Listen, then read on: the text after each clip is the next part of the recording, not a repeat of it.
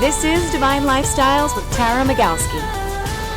What is a divine lifestyle? Passion, purpose, and living in alignment with your truth. Thank you for tuning into Divine Lifestyle, transforming your life with purpose.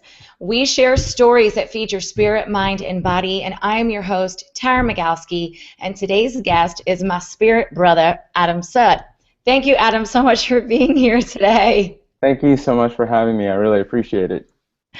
Awesome. So Adam Sud is a holistic lifestyle coach who has developed a program for addicts in recovery using nutrition and wellness as a recovery tool and method of relapse prevention. Adam truly believes that nutrition should be at the core of all addiction and destructive lifestyle recovery. Right on. I mean, you couldn't be any more on point. Adam and I met at Transcend, which is a sober living facility out in Los Angeles, and they also have 2 houses here in New York. And he came for a family weekend, and I had the honor to hear him speak on a panel and talk about his story. And the minute that he was done, I walked right up to him and I said, Adam, you and I need to go hang out at the beach and get to know each other a little bit more and talk about your mission. So Adam, I just can't thank you enough for spending the time with me that day and sharing your story, because I really feel like you and I are on the same mission and we're very aligned. So I completely agree. Yeah. Thank you so much. Thank you. So let's get right into it. Adam weighed 300 pounds 2.5 years ago, was a type 2 diabetic, and a drug addict. Okay, I mean, that's a lot. So let's just start there. Okay, we'll start there. Let's start there and tell us, people watching and listening, what the catalyst moment was for you where you started making your amazing transformation. Okay, well, like you said, I was a drug addict. I suffered from a severe addiction to stimulants, to amphetamines. And I woke up one day and saw a few months down the line that I was going to be living on the street. I was spending all my money on my drugs. At the same time, I also had a very severe addiction to fast food. My life has essentially existed in my apartment. When I didn't have my drug, I was eating fast food. When I didn't need fast food, I was taking my drugs. And I just didn't want to be myself without any kind of substance, any kind of mind-altering substance in my body. And I was really scared, and I called my dad, and I told him, I said, I need help. And he said, don't worry, we'll take care of it. And I went to Sierra Tucson. And I didn't know at this point that I was a type 2 diabetic. And when you go to rehab, you spend the first 24 hours in an isolated area. They call it MAS at Sierra Tucson. Essentially, they do medical tests to make sure you're safe and you're healthy enough to join the rest of the population in rehab. And it was there that I found out that I was a type 2 diabetic.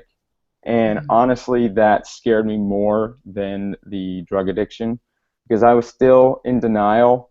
I still wanted to believe that I was in control of my drug use, but you can't deny the blood sugar count. You can't deny the fact that type 2 diabetes doesn't exist unless you cause it to exist, unless you create it in your body. So I had no choice but to take personal responsibility for it. So this was the first time I was taking personal responsibility for a destructive lifestyle habit that I created myself. And it was pretty devastating day one. I'll admit it. I was very scared. I walked out of MAS. They let me join the rest of the rehab, and I pretty much skipped the entire first day. My ego had taken enough of a hit that day, and I called my dad, and he has always been a very strong inspiration in my life when it comes to my understanding of what food can do for you. And he said, you have the knowledge. Type 2 diabetes isn't permanent. You create it.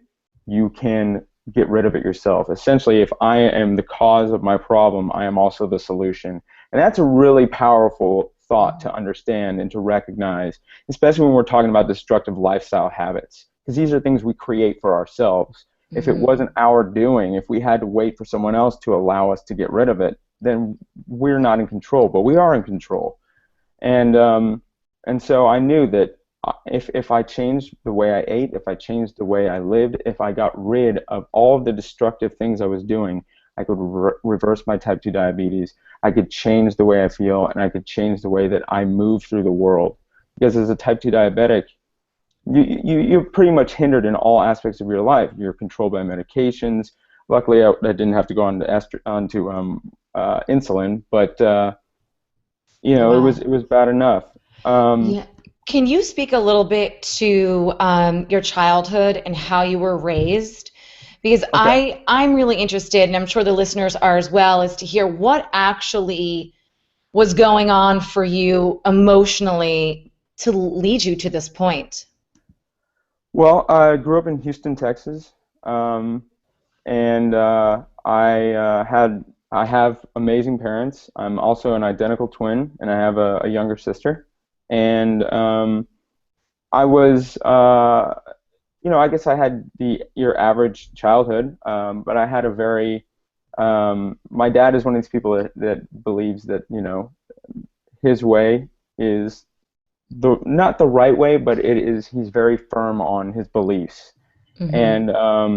And so for me, that was difficult. He is very afraid of people that he cares about getting sick Mm-hmm. and suffering illness that they can prevent. And so health was always a major importance to him. And I guess as a child, I misinterpreted what he was saying in the Mm. way that I viewed that if I wasn't a certain way, if I didn't look a certain way, if I wasn't living a certain way, then I wasn't okay. And really, I just did not understand the way he was choosing to show his love for me. And it took me a Mm. while to finally understand that. But, and so I developed a self-image issue that started in high school. And that also has to do with the fact that, I was finally becoming a man. And so there's a lot of body issue that goes along with that as well. And so I started to use Adderall as a way to control my weight at this point. Mm-hmm. And that works for a while until those amphetamines destroy your metabolism. And so Mm-hmm. by the time I got out of college, if I wasn't on the amphetamines, then my metabolism was shot. And so anything that I ate would just pack on the weight. And that's what happened. And then I felt even more rejected. Um, Mm-hmm. my dad, he has a lot to do with health food and healthy living. Um, and so I kind of felt ashamed to be in his presence. Here's someone who promotes the antithesis of the lifestyle that I was living. Mm-hmm. And so I felt either that he was ashamed to be with me, and I kind of felt ashamed at the same time. How can I allow him to be seen with someone like me and let people know that I'm his son? It was an awkward dynamic, our relationship. But Yeah. I definitely take personal responsibility for the situation that occurred, but that's the environment where it was created. And Got it. but at the same time, because of what he does for a living, I knew and I had confidence that I could change my life if I wanted to, and that the best medicine is always what's on your fork, and that if you want to change your life, you don't need a new product, you don't need a new pill, you need a new Mm-hmm. lifestyle. Um, Are so you comfortable with saying like what your father does? my dad is he's one of the founding investors of Whole Foods Market, and currently works as the VP of Business Growth and Development for Whole Foods. And so I grew up, with that lifestyle in the house. I grew up thinking that Whole Foods Market was the normal grocery store. Mm-hmm. Um, Lucky you, you. yeah, which is not a bad, right. It's a great thing. And so I was around these forward-thinking people early on in life that but at the same time, when you're a kid and you want to eat those Oreos and stuff like that, and your parents are saying, oh, you don't eat that, that's bad. Then when you're a kid, if you're not explained that it's the food, it's the behavior that's bad, it's not you that's bad because you want it, Mhm. things get misinterpreted. But yeah, I so think I think that's really important. I am sorry I didn't mean to cut you off. I think it's so important. I think What you said really struck me, that you are taking full responsibility, that this was the way that he showed his love and I misinterpreted that. Yes, That's a really beautiful thing, and it's a very powerful message to other children who are going through the same thing. Because as we know, when you misinterpret certain things as a child, they can turn into disordered eating. absolutely. Can you Um, speak a little bit more on that? yeah, I mean, later on, when after I started gaining the weight, it was sort of I couldn't even stand to be around him because I felt judged constantly. And I think in some way I was eating the foods that I was eating, one, to self-soothe. It was the only tool that I knew how to use when I was in distress. And I guess in some ways it was kind of a way of rebelling against what he had taught me. And so that's the situation that happened. And the addiction got out of control. And but the thing is Excuse that me. I knew that when the situation got to its worst, that morning when I woke up, it wasn't even a second thought. He was the person I called because I knew that even though I had focused a lot of anger towards him, I blamed him. I was blaming anyone and anything else for my problems because it's easier to deny than it is to accept. Yeah. Um, I knew that when I called him that day that he would take care of it because, he continued to support me and love me unconditionally, even though I was rebelling against him. And so I feel incredibly blessed to have that person in my life. So Awesome. yeah, Thank you. Thank you. Thank you so much for sharing that. Now, within 6 months, you reversed your diabetes. yes, You weighed 170 pounds, and now to this day, you're 2.5 years sober. yes. So I just want to say congratulations to Thank you. you. But I also want to ask, what did you think? What do you think came into alignment to inspire this shift inside of you? Well, Was it fear? it was at the time my goal in life was cinematography and photography. And the doctors, they go over all the laundry lists of things that can happen to you as a result of type 2 diabetes, and loss of eyesight is one of them. And also I felt there was a lot of shame that I had to accept that this is a terrible thing that I've done to myself, and who am I kidding? If I continue to do this, I'm gonna die as a result of it, and that's not something I wanted. And one of the great things about nutrition is that it's a measurable science. It's a measurable recovery process. If you Hmm. eat right, if you exercise, you will be better the next day than you were the day before. This is just how it works. Yeah. And Ooh, go so ahead. sorry. I just wanted to say that brings me to my next question, which is you realize that nutrition has an amazing power to heal in relation to addiction recovery. Yeah. And I want you to talk a bit about why you believe this. Well, one, as an addict, and as addicts everywhere, we do a lot of damage to our bodies over the course of our addiction, whether it's eating disorder, whether it's substance abuse, whether, whatever the destructive lifestyle habit is. Um, and so foods have an amazing way of allowing our bodies to heal themselves. Hmm. Not only that, when you eat these refined sugars and hydrogenated fats that I was accustomed to eating, your energy level just spikes and drops, and that causes a lot of difficulty for you to regulate your emotions and deal with Yes. stress. And when Hmm. you are in the midst of what's called IOP, intensive outpatient therapy, which for me was 4 days a week, 5 hours each day of group therapy, if you can't handle stress, if you can't handle the issues that they're asking you to deal with, then you're not going to. You're just going to keep throwing up those walls. And one of the amazing things I found out was that as I saw the weight coming off, as I saw the blood sugar numbers dropping, as I saw the medication starting to lessen, I started to feel self-worth for the first time. And Mm. in recovery, self-worth makes you feel like there's someone worth saving. And Yes. so when you're asked to deal with issues that you don't want to see in yourself, anger, entitlement, um, you can sort of say, all right, you know what? I have this that I've built up for myself. I'm creating a better me every day. Maybe I can deal with what they're saying. Maybe I can let my ego go a little bit and listen to what they have to say, because I don't know any other way to live in the world. I don't. This is all I have. This is all I know. And it's not working for me. But these people, my therapists, were saying that they have a suggestion, they have a way of living that will work for me. Maybe I should listen to what they have to say. And so that was the beginning of it. But if it wasn't for the nutrition, if it wasn't for the understanding that every single day, every time I ate, I put myself into a positive frame of mind because I knew I was bettering myself.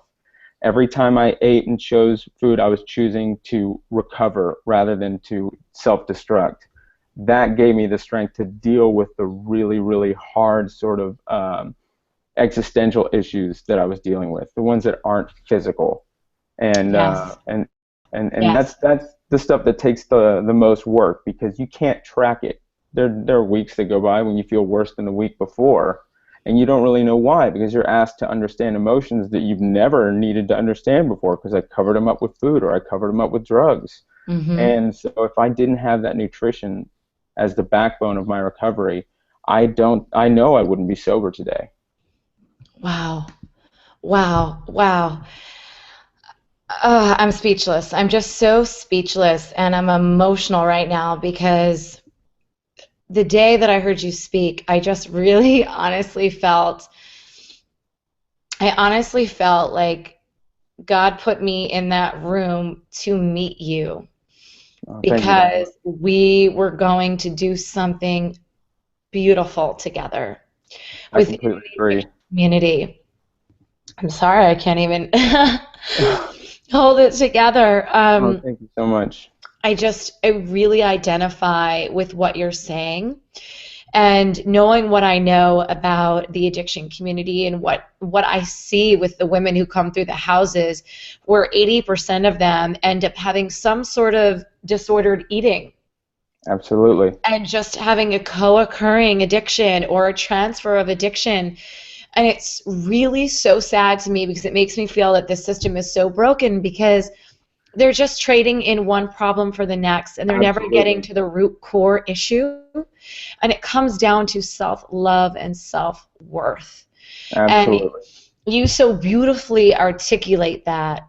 And you, to me, are the living embodiment of that journey. Wow. So that means a lot. I'm just like humbled by it all. So you talked really quite a bit about the emotional aspect of that recovery. Can you talk a little bit about how movement and exercise played also a major key role? Well, yeah, absolutely. When I first started to put my nutrition plan into effect, it was hard enough dealing with living in a sober living situation where the pantries were stocked with everything I can't eat. All the refined sugary snacks and the hydrogenated fats and the weekend pizza nights. And there were times when I would be sitting there and everyone's watching football and eating pizza and having a soda, and I'm sitting there with egg whites and kale and forcing it down and crying because I want to have a piece of pizza and watch football, and I realize this now, because everyone else looked happy doing it. They looked happy doing it, and I wanted to have what it looked like they had. However, I don't, perceiving someone's emotional state is completely different from what they're actually going through. And I had to remember that the reason I can't have pizza and watch football is because I'm not them. And if I keep comparing my life to everyone else's, I'm never going to be happy. My life is mine, theirs is theirs. If they can eat pizza and watch football and be happy, they can. I can't, because I'll die. And I had to notice the fact that I was sitting there crying because I couldn't have a piece of pizza. I mean, I was also crying because I couldn't have my drug. I'm crying because I'm addicted to this food. It's an addiction. And those foods will do as much damage to me over the years as my amphetamines will. They are mind-altering, they are physically destructive, and they destroy your life. And I saw people who I went through sober living with just become addicted to these foods and eat so much and gain so much weight and then have to go on other medications for different, Yeah. issues that they were creating in their bodies. And the thing is, we were in a sober living. That's supposed to be a place where we heal ourselves, mind, body, and spirit. We're supposed to be going off of medications, if anything, not going on more. Exactly. The problem is that we are in the middle of addiction recovery, and our bodies and our minds are so thrown out of control. We don't understand what's going on. We just think it's normal. Oh, it's because I'm recovering addict, so they have to put me on more medications. This is normal. That's not normal. That's not normal. Normal is existing with as few medications as necessary. There obviously are some mental disorders and physical disorders that medications are necessary. However, blood sugar medication, high blood pressure medication, sleeping medications, these things don't need to exist. You don't need them. And it's just another way of, I guess, making your life, you are now dependent upon a substance, whether it's a medication to help you or it's your addiction. You're dependent upon a substance. Therefore, you are not living your life free with free will. Free will and also imbalance. Absolutely. I want to just I was going to save this till later, but I want to jump right into it because you just were speaking about it. It is not normal. This is not normal. You're It's in a not. sober living facility and you're supposed to be getting off the medications. Now, this is the problem with what I've seen in the addiction recovery communities. So I know we've talked about this, but could you share your vision of how you want to transform the culture and the mindset that needs to take place within the recovery community?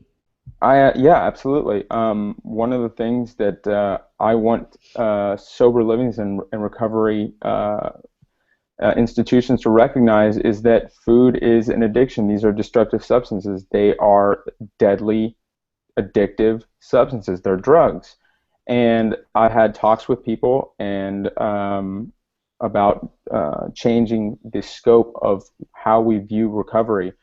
If you're going to say that we recover mind, body, and spirit, then we actually have to do what we say. We have to change everything about how we live in terms of mind, body, spirit. That means we have to feed our body healthy, clean, real food if we're going to be healthy, clean, real people. Because there's a saying, you are what you eat, and it's true. Yep. You Uh-huh. absolutely are. And if you want to be a healthy, clean, real version of yourself, then feed yourself those things. And I can't understand it when I talk to people who run recovery institutions saying, well, we have those foods in there because that's what the patients want. Well, we want our drugs too, and And we're you're not not allowed to giving have us those. those. Exactly. So that argument just falls so short in my mind. It just does not make sense. It's just as simple as this. If I'm in a recovery institution and I want to relapse, I have to leave to do it. If I want to relapse on my drug, I have to leave to do it. I think it should be the same for food and lifestyle habits. If I want to relapse and go out and eat fast food burger, I have to leave and do it. I cannot do it in the house. It In the cannot house. exist in the house, and it cannot be influencing anyone else's recovery. Um, Amen. so Amen. I mean, as you know, I've been working in the community, sober living now for the past 8 months. It's the same issue. And what I find is that, a lot of the heads of these organizations say, okay, listen, we get it. We hear you. We love that you're passionate about it. But right, guess what? We don't want them on heroin. So we've got to pick and choose our battles. And yeah, I say, okay, I get that. I got that. But that does not mean that you're giving someone total holistic healing recovery. That means that you're getting them off the heroin. That means hmm that whatnot, and they're getting on meds. And then a lot of times these medicines make them want to binge eat anyways. absolutely. So it's really, I think, changing the mindset and the culture within these institutions. And I'm really happy to figure out a way with you. I completely agree. I think that what is the purpose of inpatient rehab? The purpose of inpatient rehab is to safely get you off your drug. I mean, you start your emotional journey, you start your emotional therapy there, but it's really just trying to get you to accept the situation that you put yourself in. And then your next step is into sober living or into an IOP, which is where the real work begins. Yeah. And I think the situation should be that you leave with the understanding of knowing that you're changing everything about your lifestyle, because it doesn't make sense to me. If I want to become a new version of myself, I can't keep any of the old. Exactly. If I keep old influences, those influences are always going to be there. And then they become the triggers. They become the triggers that get you back into the destructive behavior. Absolutely. I mean, if I am eating junk food to cover up emotional situations, well, what happens if I'm in an emotional situation and there's no food around, but someone says, hey, why don't you have this drink instead? Or why don't you take this pill instead? I mean, where's the tool that I've developed to deal with that situation? It's not there. And, exactly. I mean, food should not be for emotional support in the moment. It should be for fueling your body to deal with things in a real way and to develop the tools that you need to deal with those situations in an effective manner. So I will tell you, I completely agree, but that's just not the way we are programmed, because including myself, most of my clients deal with emotional eating. Yeah. So we all are struggling with these issues, and I have to catch myself. I do videos on this, I teach about this, but it's really getting the message out there and teaching this on a broad spectrum where people are, I think you got to start with the people who need it most. But I do know that everybody can benefit from having these tools. Absolutely. And I work with patients now that live in sober living, and I constantly tell them, I said, listen, live by an 80-20 rule, and don't focus on the negatives. Don't focus on the fact that there are times during the week when you want to have something that isn't too healthy. You can eat a pizza, just don't get Papa John's pizza. Go get a pizza that's made with real food. And if you are committing 80% of your week to becoming a better person, and 20% of the week maybe doesn't fit into that, I guarantee you at the end of the week you're going to be a better person, because the majority outweighs the minority. That's the way it works. So I wouldn't be too upset even if these sober livings or recovery institutions said, all right, Monday through Friday, you eat clean, you eat healthy, you eat to heal your body. On the weekends, it's going to be real food, but we're going to allow you to, have like a burger night, pizza night, cake, whatever, but make it in moderation and make it real food, because that's the big thing, is real food. The destructive substances are the pesticides and the refined sugars and the hydrogenated fats, and people become food phobic, and it's an unfortunate situation that there's an unfortunate dynamic in this country about our relationship to food, to where you look at the population in this country. You have the people who are living in poverty, the kids going to schools, public schools, and they're being fed all this junk, and they're obese, and they come from parents who can only offer them the bare minimum, but they're obese. And you have the wealthiest 1% who are starving themselves to fit in. I mean, that's the relationship that exists in this country in regards to food. And so, of course, it's messed up when you have someone who's in an extreme situation like drug addiction. How are they going to take that view of food and make it fit into a recovery lifestyle? And make it healthy. It's almost like you set them up for failure anyways. Yeah. How do you take somebody who's now just starting to deal with their emotions? Everybody has some sort of level of emotional eating if you're not aware of it, and then put them in a situation where they're doing intense therapy and keep Nutella in the cabinet? Absolutely. I'm sorry, you are creating the issue just by having the Nutella in the cabinet. Absolutely. So it's like, where is this disconnect, and how do we fix it? Let me just ask you, what do you think it is that really keeps you on track? What keeps you every day dedicated to this path of healing and transformation? Well, at first it was months and months of struggle, and every day was hard because I didn't enjoy the new lifestyle habits. I didn't enjoy the fact that I was forcing myself to eat foods that I had to relearn to like. And Hmm. but at some point there becomes that switch that happens where it's you see that what you're doing is creating a new life for yourself.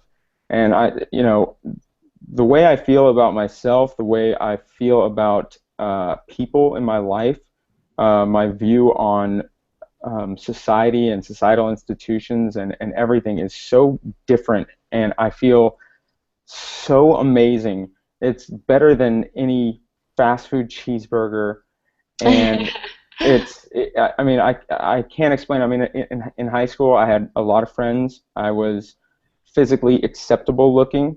I wasn't. I was fit, but I wasn't happy because I wasn't living a real life. I was, doing things that I thought I was supposed to be doing. I wasn't doing it. I wasn't living life for a higher purpose. Mm. And right now I am living the way that I live to be a living example of what's possible. And Yeah. I have people in my life, in my family that I love dearly that I want to be able to offer this to if ever they decide they want it. I Yeah.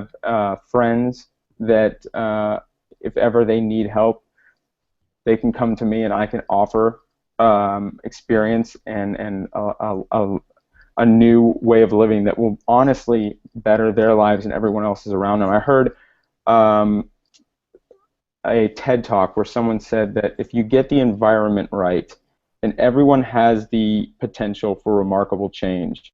And Yeah. I 100% agree with that. And that's the idea that I think about when I think of sober living. That's what it has to be.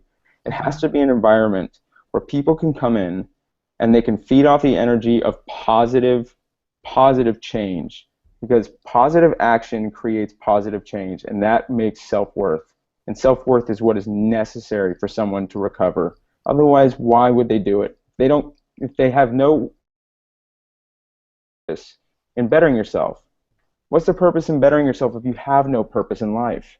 Yeah. So, uh, Yeah. I mean, absolutely.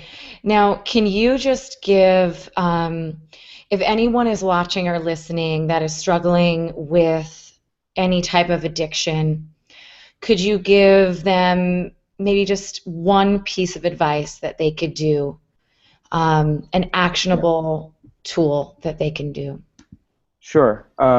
One thing is to remember that your lifestyle habits are not a reflection of who you are as a person.